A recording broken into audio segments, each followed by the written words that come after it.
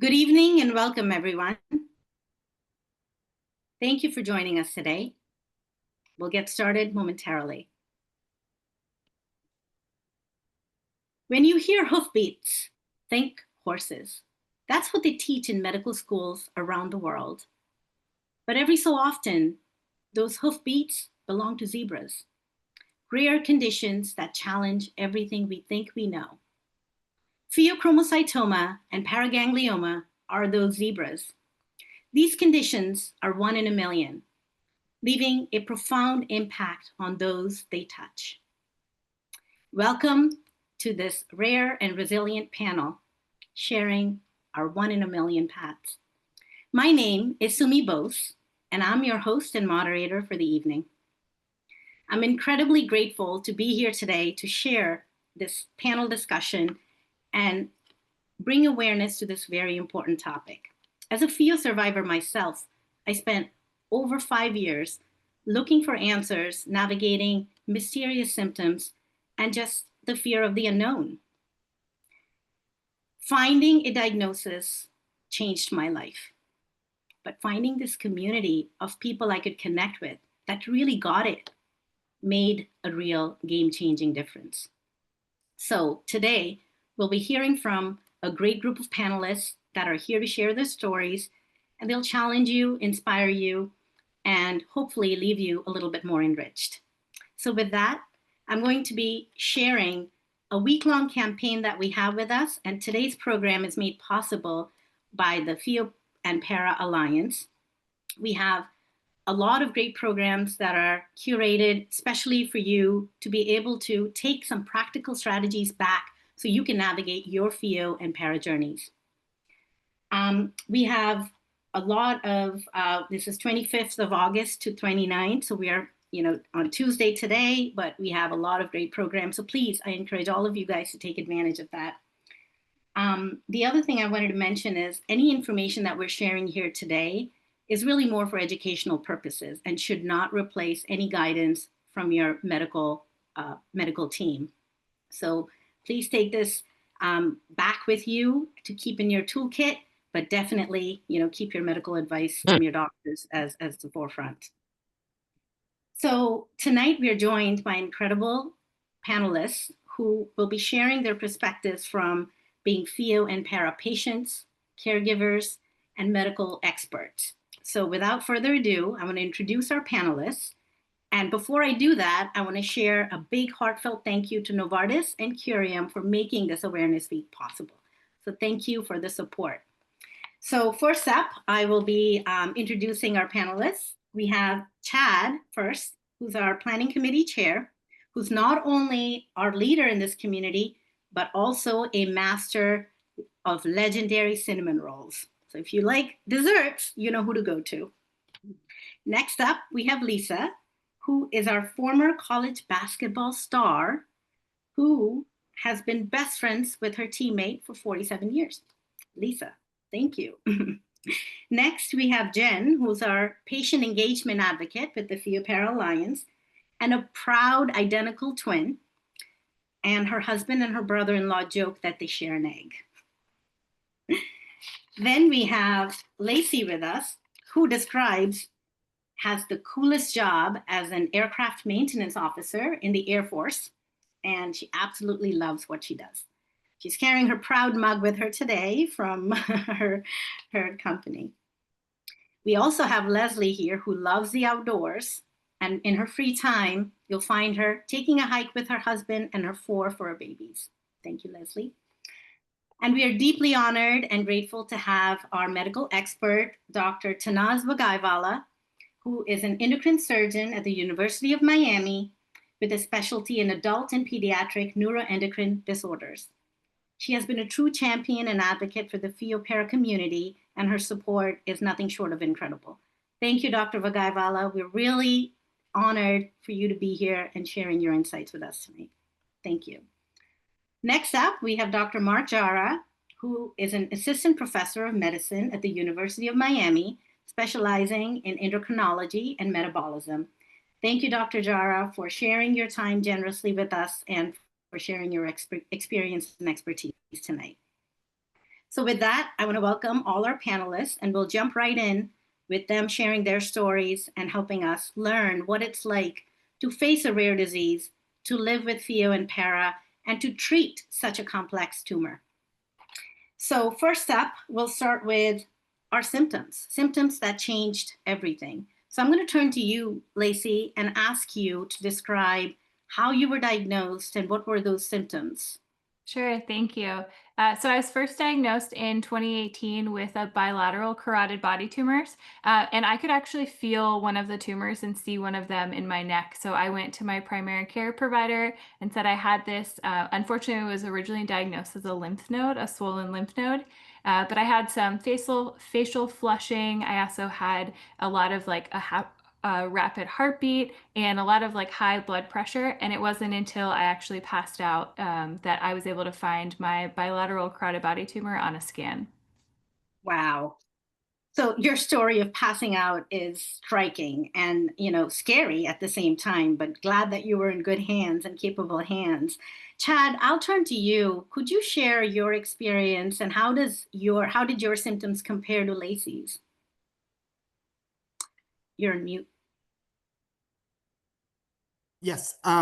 So my symptoms were a little different. Mine were really the pit of the stomach pain that moved up to the palpitations and then to the sudden onset headaches. And so they were really focusing on the acid reflux, which I did also have. And so while I was having surgery to correct acid reflux, I woke up instead of same day for outpatient in the ICU intubated because I had a hypertensive crisis.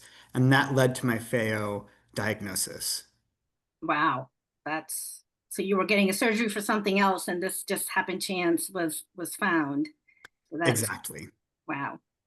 And Jen, I'll turn to you to share sort of your perspective of how that one nagging symptom kind of pushed you to seek care. Yeah, I had, as many of us know, there's so many symptoms with pheochromocytoma and paragangliomas. Um, I think my symptom that pushed me, and it isn't a usual one, was that I had a fever every day for like a month. And I also had um, several lymph nodes that were swollen to the point of one started to become infected, and I needed to see my doctor. So that kind of started my process. And this is where just hearing you guys share, the symptoms can be quite varied. Some are very atypical, like in Lacey's case, and others are more classic symptoms, like in Chad's case. But this is where, Dr. Vaghaiwalla, I wanted to turn to you as a provider. Could you share what are the challenges in diagnosing pheo and para? Um, I think one of the biggest challenges is that it goes unrecognized for so long, that unfortunately patients attribute these symptoms to other disorders or other causes, and other providers also may not be thinking of it. And so, of course, if you're coming to the endocrine surgery clinic, I'm always thinking about PheoPara. So anyone who's coming in with palpitations or headaches um, or high blood pressure, I'm always thinking of that. But that may not be the case for all providers, and of course, for patients and family members, because a lot of the symptoms that we're describing today are symptoms that can be attributed to many other disorders. Mhm. So I think that's one of the bigger challenges. Yeah, and I think this is where both pheo and para often go overlooked, right? Or can get misdiagnosed because they're so rare. Leslie, I'm going to turn to you. Can you share a moment where you had to advocate for yourself, pushing for those answers or the tests that you needed to get? Yeah, absolutely. Thanks, Sumi. So, my experience actually taps back into my very first appointment after I was diagnosed with a carotid body tumor. We were meeting with an ENT. And many of us know the wait that goes into these appointments before we get in to see the doctors. And that was my case. I had waited a couple months. I was anxious to learn more about carotid body tumor. I was also anxious to learn about the genetic mutation that I was diagnosed with, SDHB.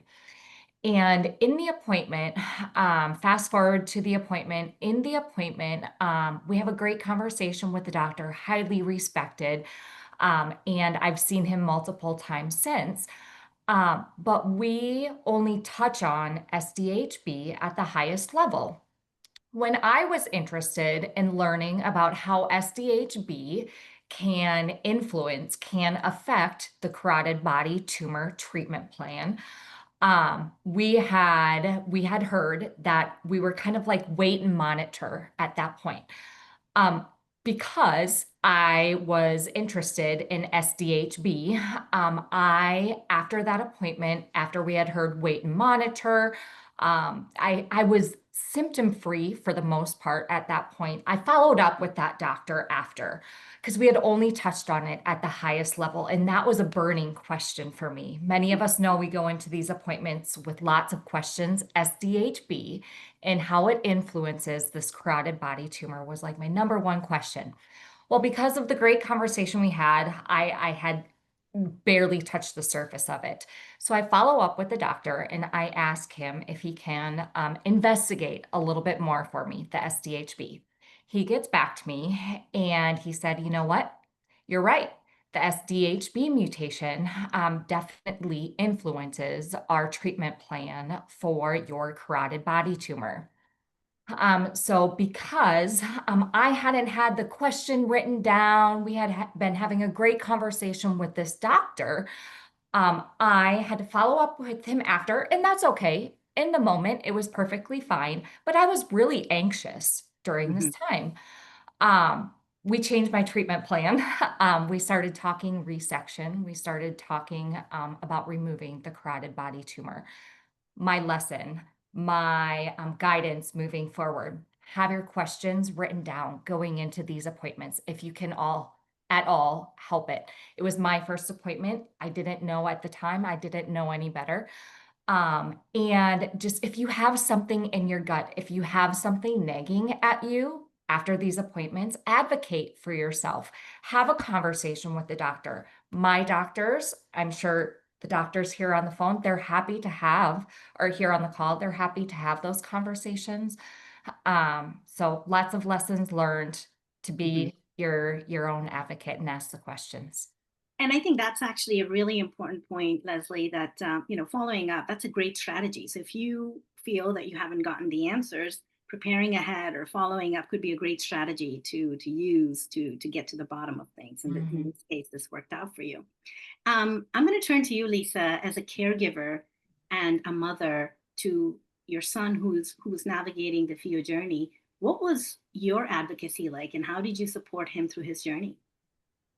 So my amazing young son had just started college at University of Washington in Seattle, not too far from my home. And I got a call that he was jogging and his heart went crazy. So I picked him up and I said, well, maybe it's a panic attack. You're just starting college, all those things. And then they happened and happened and happened. And finally he went to the doctor and they said, oh, it's just a panic attack. And fast forward 4 years of this, all through college, it started with the blood pressure and crazy heart rates, and he was in ER after ER, and psychiatrist said, you're just stressed out, and put him on things. So he was told the whole way through he's just a stressed out college student, despite blood pressures of 200 over something and throwing up every day and the headache, all of it, the classic symptoms in hindsight. But this was 2017 and we didn't know that much back then. And even the internet, when you plugged in the constellation of those symptoms, it did not pop up like AI now where it would say probably FEO.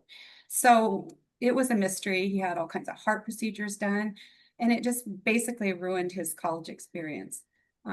When he finally got a diagnosis, it was a gastrointestinal doctor who said, well, maybe it's your gallbladder. And he rolled around with ultrasound and found this big 4-centimeter tumor on his adrenal. And that's from there, it moved great. And once we knew what it was wonderful to have a diagnosis. But he was so sick. He literally, what you talked about, Leslie, being able to ask the question, he was too sick to ask a question. So I had to become his voice. And he ultimately was hospitalized because they could not get his pressures down for maybe 2 weeks before the surgery. So I slept in his room with him and I got about 15 copies of the Endocrine Society guidelines on pheochromocytoma and a few other journal articles, passed them out to every nurse, every hospitalist, and I said, you may not touch my son until you read these first. And a hospitalist and I kind of did a little of this because he was trying to treat the blood pressure. And I said, don't do it. You need to talk to the endocrinologist or, his family doctor before you do anything. So I felt like a bit of a beast in the room trying to take care of my son when he couldn't take care of himself. And then in follow-up, he's sort of done with wanting to have this disease. I don't know if it's done with him, but he said, Mom, I trust you to find out what's going on, what's the latest, and then if I need it, you're there as my sort of my voice.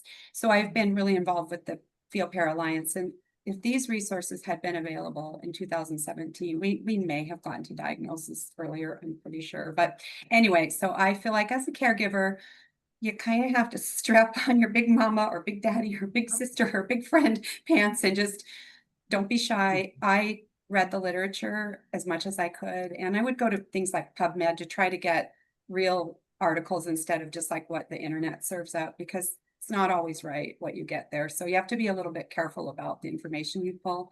And I would say to anyone on this call, FeelPair Alliance is a goldmine treasure of resources, and it's accurate because it gets vetted by the medical profession. Dr. Vaghaiwalla helps us. If it's posted on our website, it has been vetted by the doctors in the field who really know this disease. So I think that I would just say, learn as much about this disease as you can, and then don't be afraid to show your knowledge and partner with your medical team. Some will know more than others, but if you're in a place where they haven't really seen a lot of this disease, then you do become kind of the resident expert pretty quick. Thank you. And I think this is where, Lisa, you hit on a really important point, that if you're too sick and if you're, bring a support person who can be your voice, who can be that advocate for you. So I do think that that's a really important strategy to apply. I'm going to turn to you, Jen, and get your perspective in terms of being that self-advocate. And did you ever feel overwhelmed or dismissed through your journey? So yes, I did. I was seeing an oncologist who really wanted to diagnose me with, or he did diagnose me with lymphoma, diagnosed me with several actually different cancers, but really wanted, I felt like he was wanting it to be lymphoma because my blood work, my lab work really did suggest that I had lymphoma. I had a fever every day. My blood work was definitely off, but I pushed back, and one of the things I said to him flat out was, you didn't even do a biopsy. Like, how can I have lymphoma? Without even biopsying one of these, or so I was pushing back a lot. And there was I decided to go see a different doctor, and that doctor was an hour away without traffic. I live in Massachusetts, so getting to Boston can be difficult, and it was a long drive. Um, so that doctor suggested I needed a CAT scan because my blood work was also suggesting that I may have some kind of gut issue.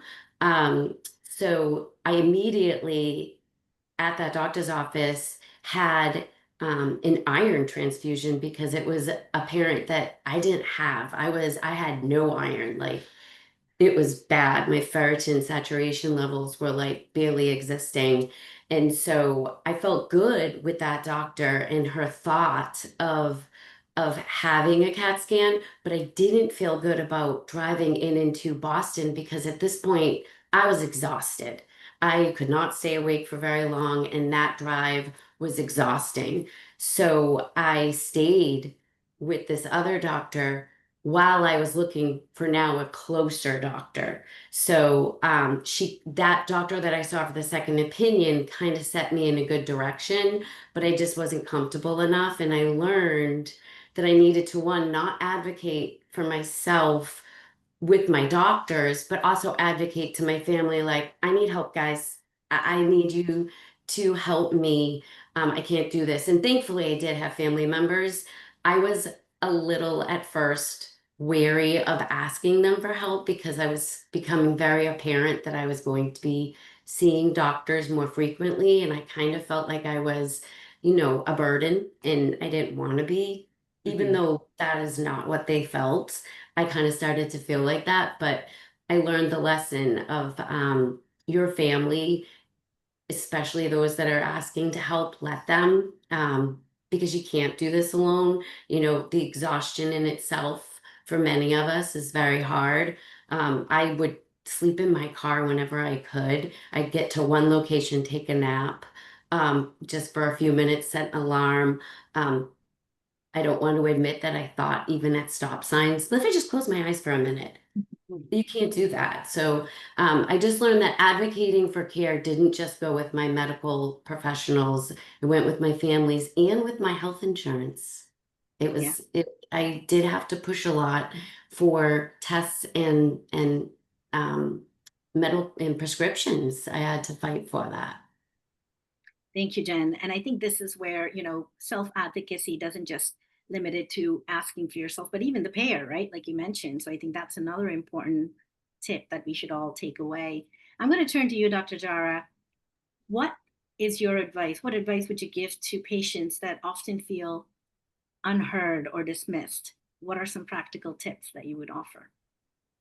Yes, do you hear me, right? Perfect. Yes. And so in general, one of the big problems that Dr. Vaghaiwalla was saying is the presentation is the frustration that most of the patients will feel because of these diagnoses, right? It's the symptoms are non-specific and it can be confused very typically with panic attacks and anxiety. You will get that diagnosis for months or years sometimes before you get to the final diagnosis. The symptoms sometimes are paroxysmal, that make that diagnosis more easy, right? So it's easier to see that diagnosis coming from psychiatrists or internal medicine doctors.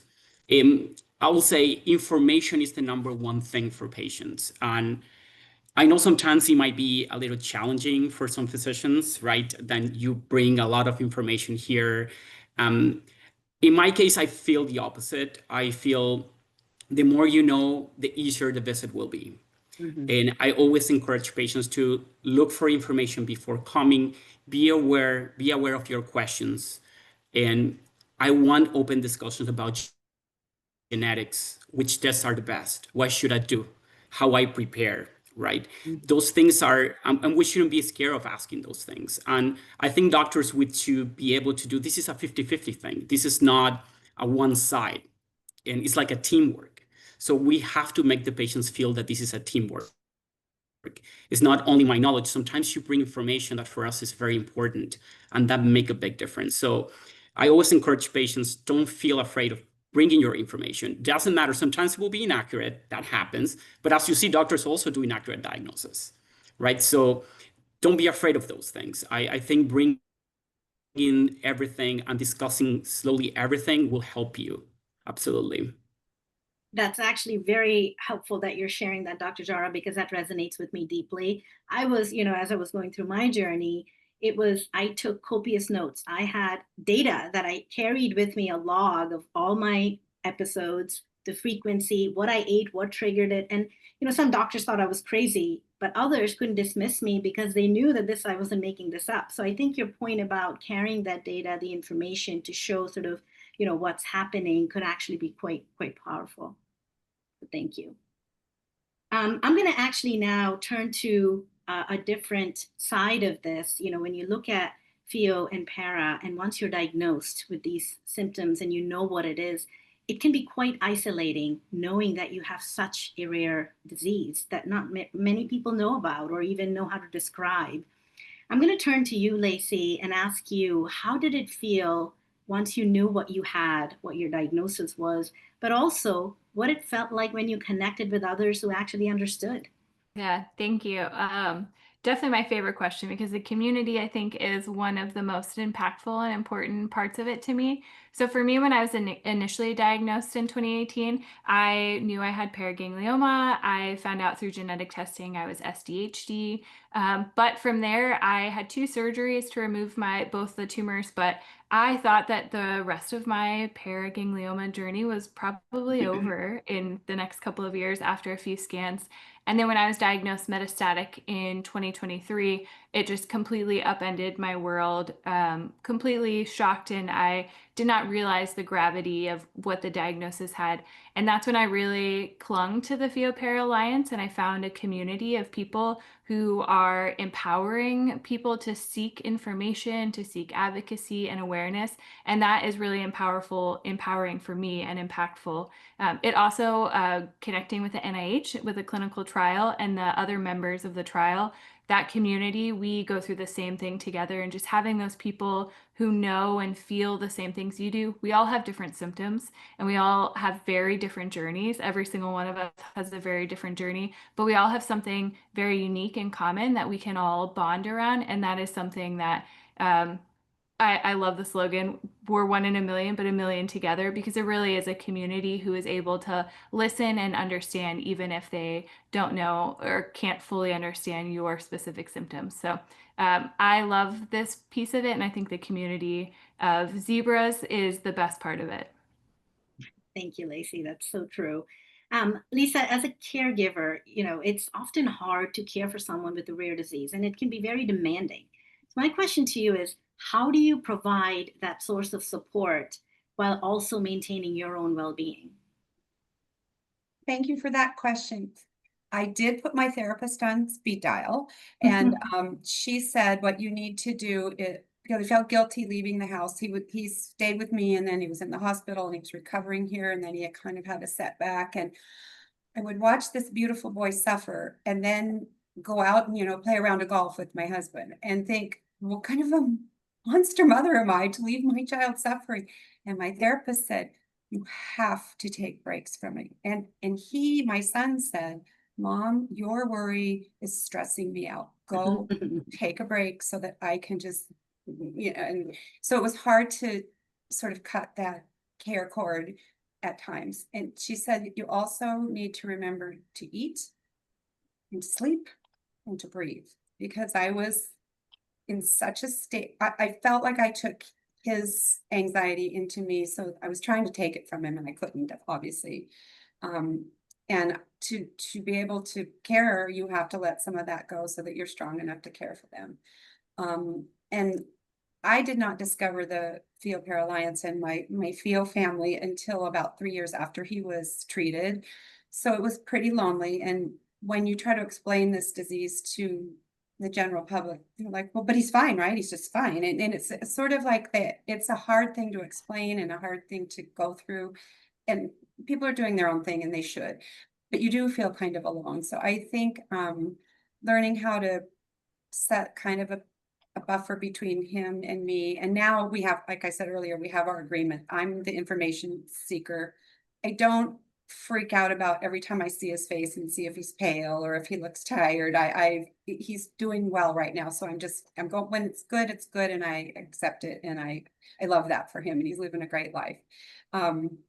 And I find my people, you all and more through the FeoPara Alliance, through being a volunteer. So that's really helped me. And then I just keep seeing more and more information is coming out about this disease. And there are doctors like you two who actually care about our little disease, and there are more. So I do try to kind of surround myself with people who know this disease, and that helps me kind of stay within my lane and let my son have his lane in his life, because he's now 32 years old, and he just got married, so he's in a great space in his life. Great.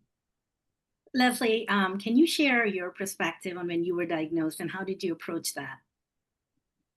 So I had a bit of a unique diagnosis experience. I went through genetic testing early last year because I had a journey with breast cancer. And I was diagnosed with SDHB, the genetic mutation, before I was scanned for my tumors. So a little bit of a different path than some. As I've gone through, as I mentioned earlier, as I've gone through my appointments and I have answered 200 plus questions, I think I'm relatively symptom free, but I say I think because we've all said symptoms are so varied. Do I get heart palpitations? Maybe. Do I get headaches? Yes.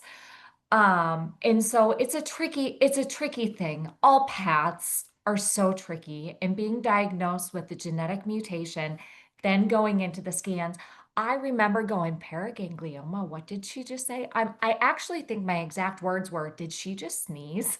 And here I am a year and a half later being an advocate for this community and myself and my care team because my gosh, the doctors have been amazing. They've heard me laugh, they've heard me cry, they've heard me go, what the heck? So a little bit, Sumi, of a different path than some, but with the same challenges that we're hearing today and we hear across the community.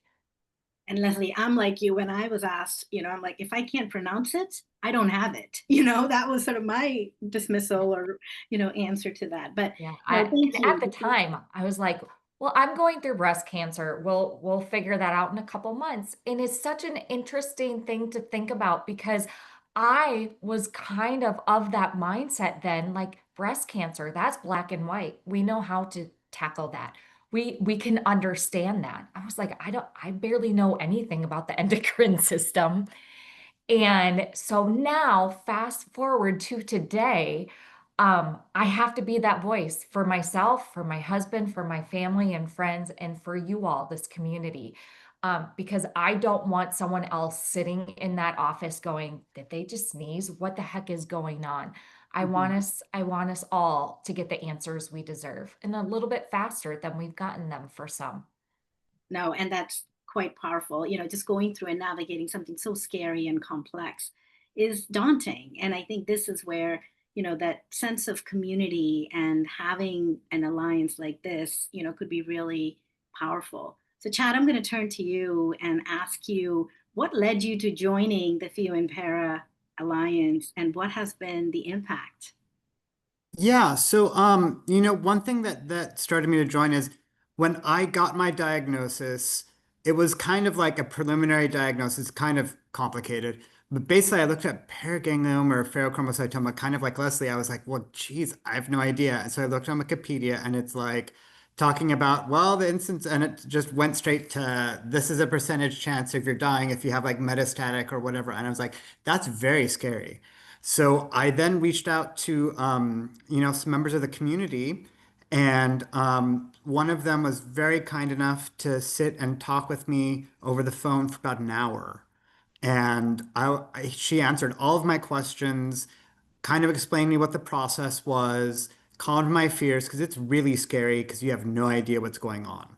Mhm. And so, that led me to say, like, I have a lot of experience in organizing events and things. And, this might be a really good opportunity to give back to a community that's given to me. And so that kind of led me to joining the awareness committee and being a part of this group. Great.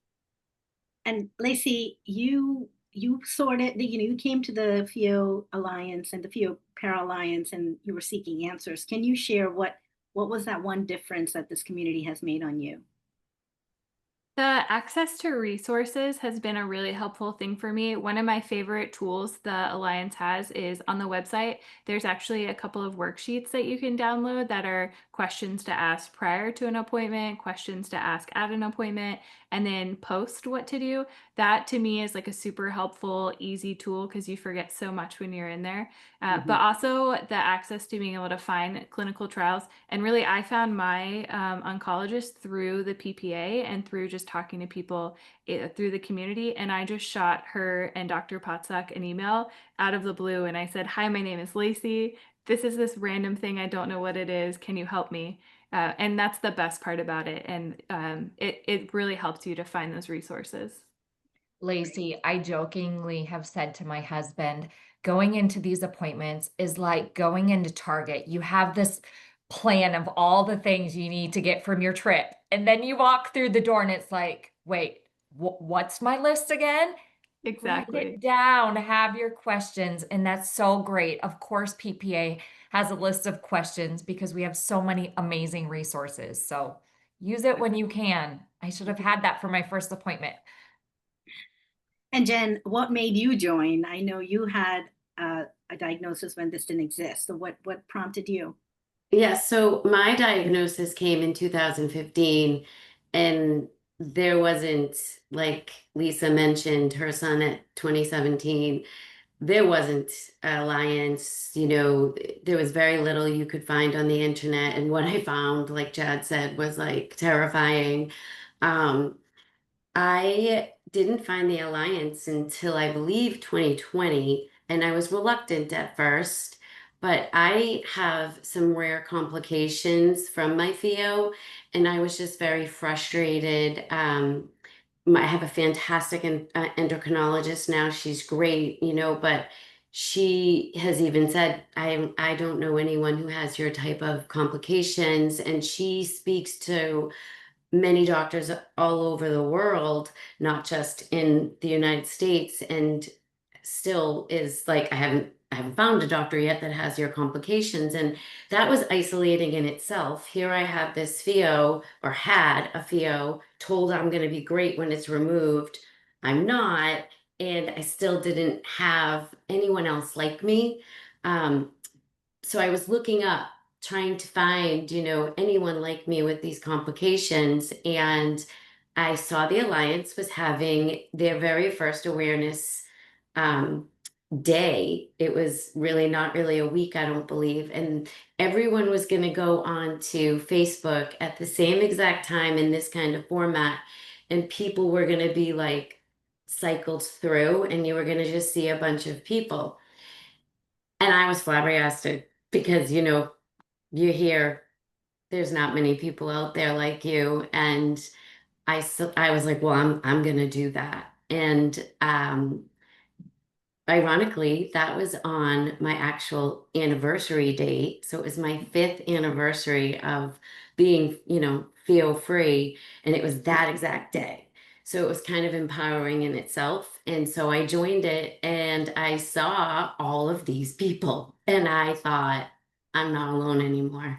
And I get choked up because for 5 years I was alone. I never met a single person, and I was struggling. So that was so empowering, and that isolation kind of just went away. I still haven't found anyone like me with my complications. It still matters a little bit to me, but not as much as it used to. And it kind of got me started in going to support meetings and doing a little bit more, going to webinars. And then I started talking more in the support meetings and was approached to be a support person. And here I am. That's awesome. No, thank you for sharing that. And I'm going to ask you, Dr. Vaghaiwalla, if there's one thing that you would wish all the primary care doctors knew about FEO and para, what would that be? Uh, well, I wish it was something that was easier to recognize, because the sooner you recognize it, the sooner you can treat it. But unfortunately, every patient's different. The presentations can be so different. The locations of the disease can be so different. And so that does continue to make it a challenge. Um, I do wish every primary care provider had the FEO-Para awareness pamphlet and website at their disposal to share.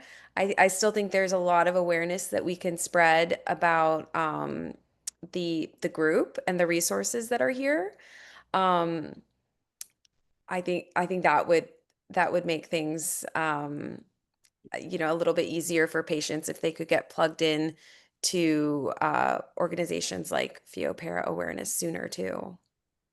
And Dr. Jara, when you're treating patients and when you see these families that are nervous, just not knowing, how do you comfort them before and after procedures, or even, navigating sort of their journey and their diagnosis.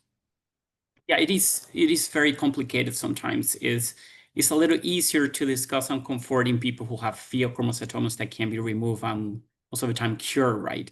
I think when the complex situation starts is in people who has metastatic disease, right?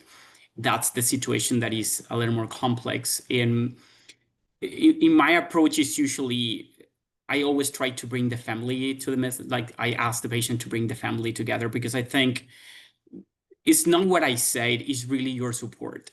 It's like, it's important that we engage with the patient, but I think bringing the families and bringing that support from the family is even more important than anything. If the patients feel supported, it's like, I believe in always our treatments is like 40% of the treatment is how the patients take the patient, the treatment, right? Your attitude about it makes a difference, right? That's why we see patients that you don't expect to survive and they are still there, right? So I think that the psychological component of this is in part in something that we always have to address. And besides talking about all the technical and survivorship and what the disease and how the medications work and all the side effects, these are all technical things. But at the end of everything, I think using a little bit that emotional aspect might help a lot. Oh, thank you. And that's actually very important, right? Because your families just don't know what you're getting into. So having a provider who cares, who's empathetic, can be quite helpful. I'm gonna, this has been really engaging. I'm gonna now have us open up the poll for some audience engagement questions. So Stephanie, I'm gonna turn to you to help us and launch a poll for a quick question for our audience. So here's the question. You're going to have 4 options. For those with this rare disease or supporting someone, how long did it take to get a correct diagnosis? So you can select one of the options. I'll give you a few seconds. Sumi, can I ask you a question while we wait for the answer? Of course. Can I ask what brought you to the Theo-Para Alliance and helping us with Awareness Week? So this is my 10th year of being feel-free, and similar to you, Jen, I've been very reluctant to talk about it. This has been something that I wanted to erase. I wanted to forget about it. I didn't want to, this was in my past. But the more I realized, the symptoms I had were so atypical and there's so less known about this. It's my duty to share. It's my duty to raise awareness. It's my job to make sure that even if I can help one person, that would be, very fulfilling and something that I would live to do. So, that's why I joined. I found you guys, and I love this community, and it has been very, very encouraging to see others like me. And I'm not a unicorn anymore. So this is why, I joined in. Thank you for sharing that. Of course. And Stephanie, if you could please share the results. All right. Wow. I'm actually surprised to see the results where 42% of you said it was less than 6 months. In 2015, when I was diagnosed, it took years, right? It was mostly found at death. That's what my doctors told me because it wasn't as normal to find it. So this is quite encouraging. And I want to ask you, Lisa and Chad, how do these stats resonate with your experience? Oh, well, we were 5 years in the Exactly. our diagnosis, but I'm going to just sort of turf this back to our doctor, to Drs. V and Dr. Jaya. Do you think that some of the AI capacity is hastening? Like, are people going in and putting their symptom in? Is pheo popping up, and then patients go to their primaries and say, "I think I might have a pheo or a para"? Could that be, because less than 6 months, half the people? That's kind of shocking. That's great. That's what we're here for. So I don't know. Well, I will pop up on this one. Yeah. Maybe there are people doing it, of course, and it's a little more specific. Before, people were using Google, and Google always tells you that you have cancer. That's the first thing that Google will do. And with AI, it's a little more specific. I've seen people putting their images and getting the readings of their imagings on, and it's scary how accurate it can be sometimes, right? And it's like it's amazing and scary at the same time, right? Yeah, people sometimes use it. Of course, sometimes it's in a specific, it will give you a lot of possibilities, but it will be in the differential. So it might be a tool for screening. You can ask because you can know the possible differentials and maybe ask for the screening, right? But of course, we always have to be careful in how we use it until it's refined, right? And have the Absolutely. But I expert in think the it's a loop. tool that has been used a lot and will be used more in the future. Even in medicine, we're using a lot of AI now. Wow. That's great. But you're right, like, having that medical, the boundaries, right? So we need to make sure that we have the right guardrails and boundaries when we use AI. But, it's quite powerful to see how this could be aiding in diagnosing these problems. It's esoteric sometimes. I see people reading their hands with ChatGPT. So you can see extremes of this. All right, we'll go to our next question. We have one more question for our audience. So Stephanie, if you could please launch the poll. All right, what's been the most helpful resource in your PhEOPara journey or a rare disease journey? Online support groups, patient advocacy organizations, family and friends, medical specialists. Give you a few seconds to answer.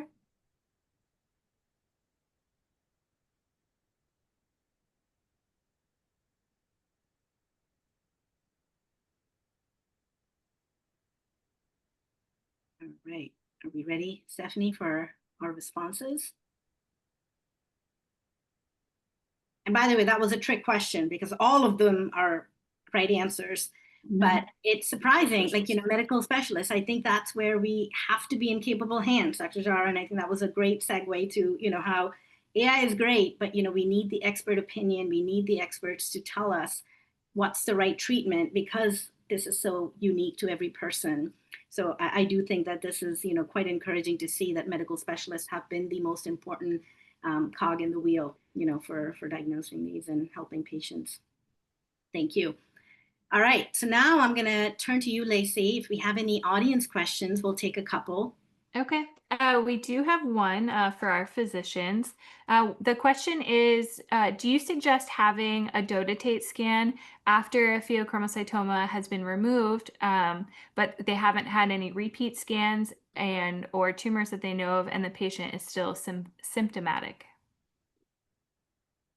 Okay, most of the time for functional imaging, there are specific recommendations, usually when we suspect extraadrenal disease and hereditary syndromes, SDHB, SDHD, VHL, multiple endocrine neoplasia, NF1, those kind of ones we always order, or when we have tumors that secrete dopamine, for example, like the neck tumors, right?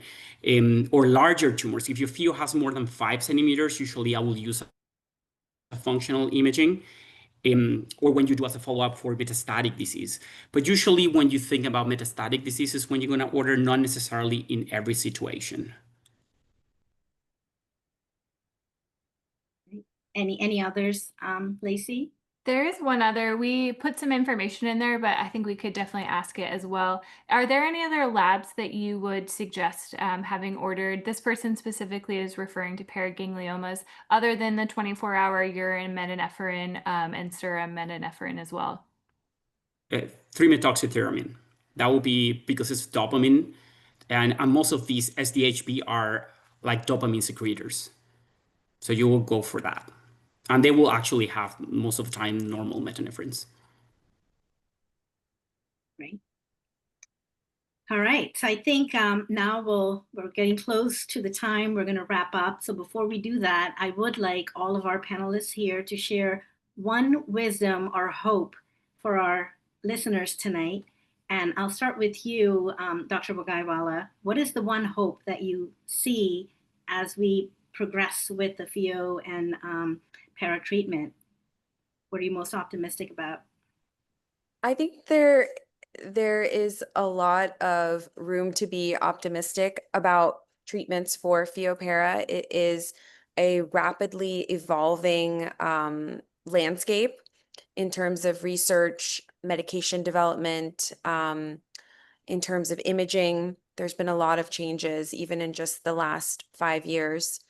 But what I think resonates most for me in terms of when I think of being hopeful, are support groups like this, organizations like this, which help patients not feel like they're making this journey alone.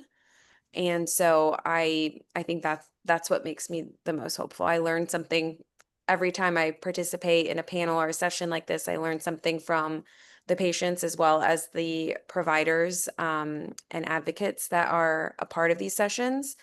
And so I hope that that has helped some of the members in the audience here today.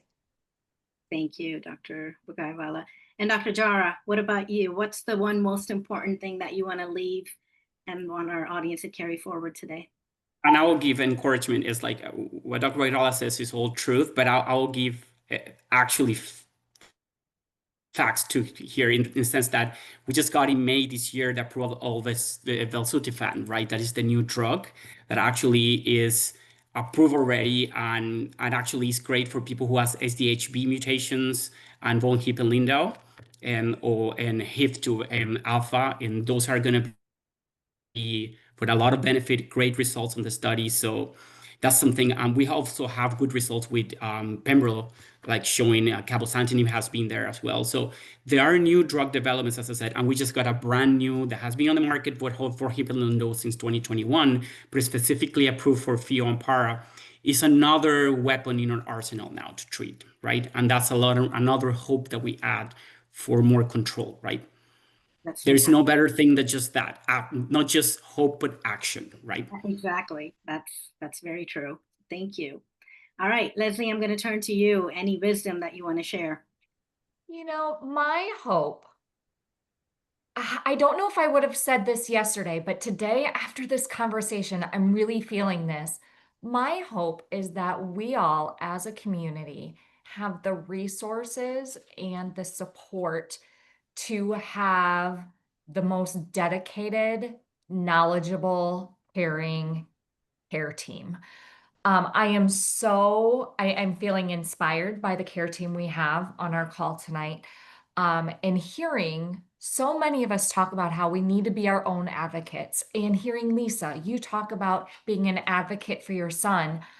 I sit here and go, gosh, I hope we all have the resources and the empowerment among ourselves to find a care team who listens, who is knowledgeable, and is going to help us fight this battle. When I went to my first appointment last year, again, that highly respected doctor, but I don't know if I felt it then as much as I do now. And I'm in a completely different place now because I have that care team that I have complete confidence in. So please be your own advocates. Please find support, even if it's through PPA. Find that support that's going to help you find the medical care team that you need and that we all deserve. Thank you. Lisa, your wisdom? So what gives me hope is this poll tonight that about half of you got a diagnosis early, because that leads to less tumor growth and less chance for spread. So that's, I don't know why, but that's outstanding. My second hope is I've gotten through my PPA Alliance or activities to see a little window into the medical researchers and investigators and community who care about this disease. And knowing that there are young investigators and senior investigators and doctors all over this world who care about our little but impactful disease, and they're doing things, what you guys mentioned earlier, finding potential cures or good treatments. That's what I hang, because my son's young, and this disease, on Facebook, sometimes people say, oh yeah, I was fine for 15 years and it popped up. And so living under the umbrella or the specter of FIO sitting out there is tough. So for me, it's very tempered by knowing that there are really smart people in this world who are looking at this problem. And I encourage anybody on this call to look at the PPA website on the Medical Advisory Board and the Research Advisory Board members. It will give you great hope for what's happening in the future with this disease. And that's just, that's who we have assembled, but there's others out there doing research too. So that's my hope for all of us, is that science keeps churning forward, and that people will pay attention to our disease. And that's where PPA comes in with its big, loud advocacy voice and all of us. So thank you. And thanks for everybody fighting hard for my son and everybody else's kids and family members and friends. And so thank you. Jen, how about you? sharing any advice or wisdom? So my advice is, which we've said so much today, but I just really want to reiterate that having your support person when you are so sick, right, that you just can't even think. You're just, with this Theos and Paras, it's overwhelming. And it really is crucial to bring someone with you to these appointments because they're going to hear things that you might miss.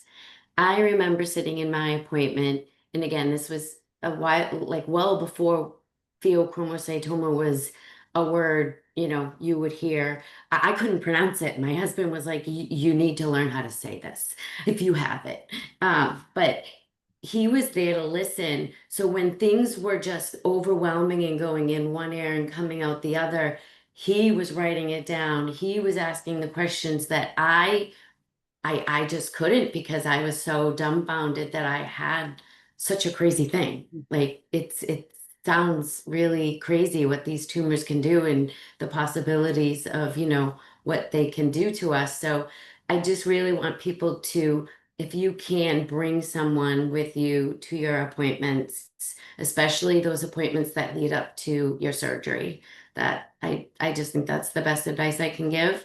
And my hope, um, that's a very powerful word for me. We all need hope, right? And to have that hope, we're seeing it. I feel like we are seeing that hope with the new drug, Belcifan, being approved. When I was diagnosed, my doctor said the only cure was surgery. And that was it. I had no other options. And that was scary to hear.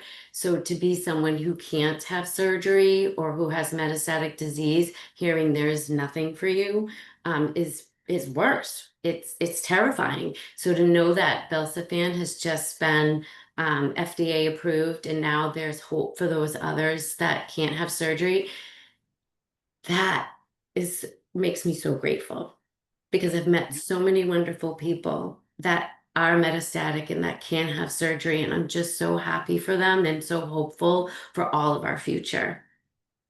Thank you. Tad? You're never alone. There's people here cheering you on and wanting you to succeed and giving you support if you need it that you can reach out to. As the theme says, you're one in a million, but a million together. Lacey, close us out with your wisdom.